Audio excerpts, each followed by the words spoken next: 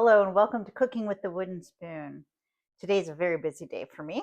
I'm walking with Linda pretty quickly, but I wanted to get dinner in the crock pot before I left. This is so quick and easy. There's really only one step that is for prep. Let's go ahead and get started. We are making a Mexican street corn chowder.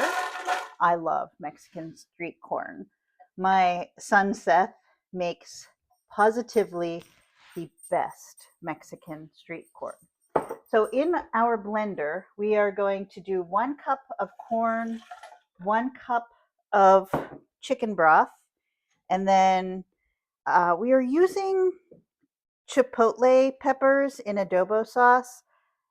If I were making this just for me, I would use 4, but I'm making it for Matt as well, and I hope that he'll try it.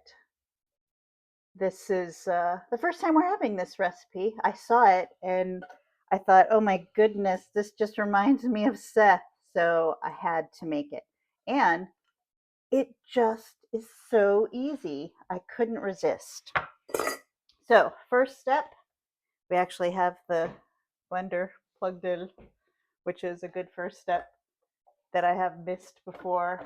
So we're going to mix this. I'll mix it off camera. The rest of this recipe is just dump and go for the most part. So we are adding 2 chicken breasts. Like I said before, I've been buying the Costco chicken breasts, and I'm really impressed with them because they don't have a gummy texture. I can't stand gummy chicken breasts, and there's really very little, if anything, to cut off. So I like that. Next, we're just putting a few spices in. Of course, salt and pepper. We're gonna do medium portion salt, heavy portion pepper, as always. And then I have some chicken stock that we made together. The awesome thing about a crock pot, I only have this partially defrosted. I freeze the chicken stock and it'll defrost as it cooks in the crock pot. There's really no like super important steps to this that have to be done in a certain order.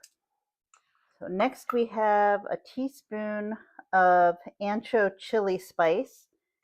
I use Penzies, as you all know. So that is delicious. And also 2 teaspoons of cumin, which I love cumin. I just realized I have the half teaspoon.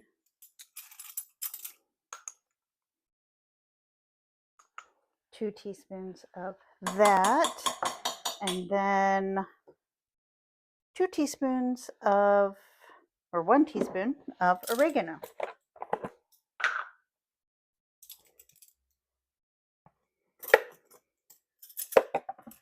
Okay, that's the hardest part of the recipe.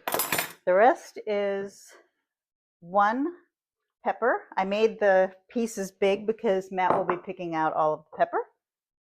1 small onion, diced. 2 potatoes, peeled and chopped. And then 3 cloves of garlic, minced. Get those in.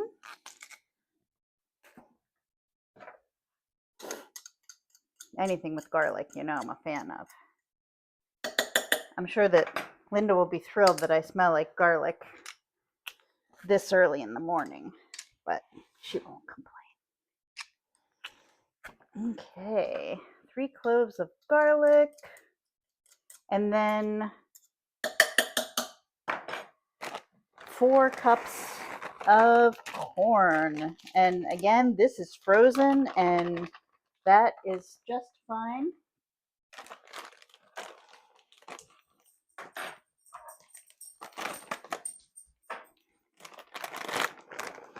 Hi, Bo. I don't think you like corn, but thanks for visiting.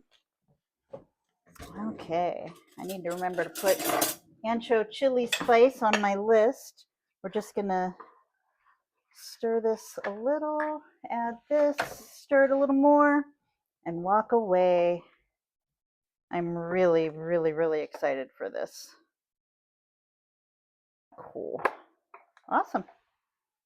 Okay, I'm going to cook this on low because I'm not going to be home all day, so I started it first thing in the morning. Cook it on low for 6 to 8 hours, and then we have a couple steps at the end that we'll do together that should take maybe, I don't know, 2 or 3 minutes. And that's it. Easy peasy. Dinner will be delicious, and I won't have to worry about it all day. So our Mexican street corn is almost ready to enjoy, and it smells unbelievable.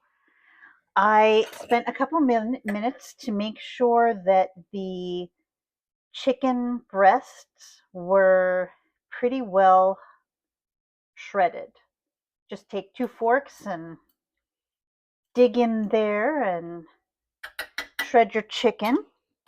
The next step is we need to whisk together half and half and 3 tablespoons of flour. We need to make sure that they are pretty well whisked together. I forgot to get a whisk. Okay, I grabbed my whisk and we need 1 cup of half and half or cream, heavy cream. I just decided to do half and half because it's a little bit healthier. What I should have done was pour in the half and half first and then add the flour, but it's okay. I'll just make sure that it's whisked together pretty well. So what this will do is it will thicken up our Mexican street corn a little bit. So we're going to add this mixture, and then we are going to add, I love queso fresco. Seth actually taught me about queso fresco. I lived my whole life without knowing what it was or using it. So we are going to add queso fresco to this and some feta cheese because I love feta cheese. So we'll add that, and then 5 or 6 slices of bacon is what it calls for. I just used bacon crumbles because I didn't remember to defrost my bacon. So we are going to add this. That was mixed together quite nicely, pretty well. And then our bacon. This is going to be so delicious. I just can't wait to taste it. And then our cheese. This one is queso fresco. This one is feta. Oh, nope, I mixed those up. This one is queso fresco. Doesn't really matter. They're going to the same place. So we just cover this back up and cover it or cook it for 30 minutes more. It should thicken nicely, and then it's time to eat, and I'm excited for that part. Well, this is the moment I've been waiting for all day. I harvested some spring onions from my garden. It's the last thing in the garden. So I want to top my soup with the spring onions. It didn't thicken up as much as I thought it would, but that's okay. Let's give it a try. Not for a baby boy, Bo. Looks good. Smells good.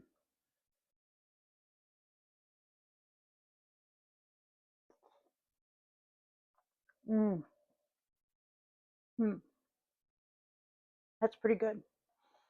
I think if I were to do it again, I would put more chipotle with adobo. But this is pretty good. Actually, this will probably be exactly the heat that Matt needs. So there's a plus on that. It really is good. The cheeses taste really good in there, but the bacon tastes good in here too. This is really good. I can imagine that as it sits overnight, it's going to be even better tomorrow, but I'm going to enjoy it today too. So I'll be sending this to Seth. I think he'll like it. I hope you try it. Let me know if you do, or if you have any suggestions for it whenever you do.